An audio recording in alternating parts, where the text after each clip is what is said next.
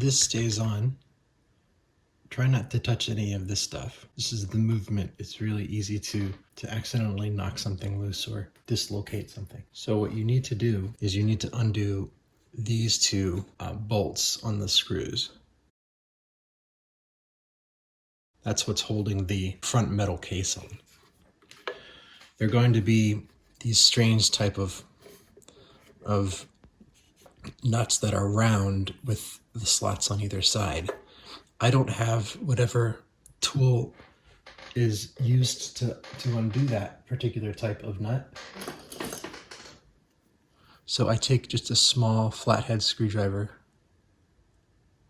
and I just put it in one of the slots for leverage. And it shouldn't be very tight.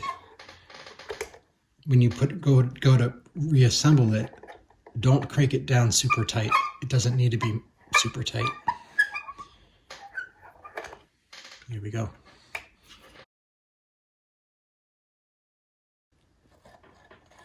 Now, carefully pull it up. Whoops. See, it drops the washers.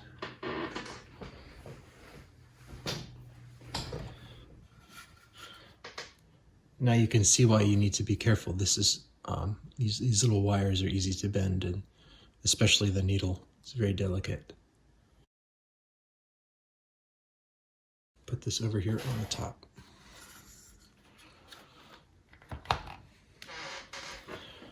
Okay, on the inside. I see. So this particular one is soldered in. I hope yours is not soldered in, but if it is, that's okay. You can still work with that. So what they've done is they've put the glass in, and then they've put a little metal frame. Sometimes it's a wire. They put that in, and then they soldered that frame or the wire to the sides to lock in the glass. So the glass is sandwiched between the metal cover and the wire or the frame, and the frame is soldered so it can't move. Same is true for this one. In fact, I've never seen one that isn't soldered with a piece of metal or wire. This one, it's a little hard to see because it looks like it's been painted with enamel, but there's a brass ring that holds in a piece of glass there, and it's soldered to the cover. While you're in here, make sure that whatever still is, if the glass is still there, make sure that's cleaned off, because once you put it together again, you don't want to have to take it apart to get a smudge off of the glass.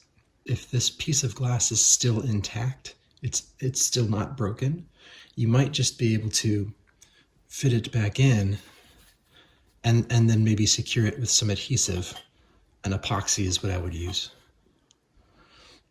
That would be my first thing to try, but it might be the case that this glass piece is broken. And if that's the case, one option is to get a glass lens.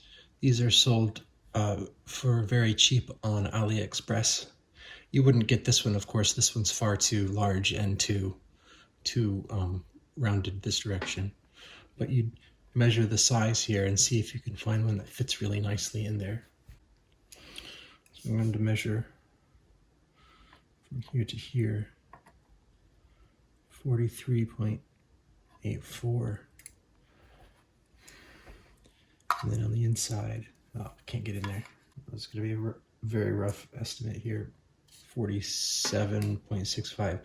So we'll call that about 46 millimeters. Now I think they sell a 46 millimeter lens. It's hard to find a 47 or 48 millimeter, but 46 I think is easy to find. Here's 45 millimeters, and this chart will tell us the actual dimensions. So 45 millimeters is really 44.7 millimeters, and that's only the convex part. The remaining part is 55.9 millimeters. That might even be too big.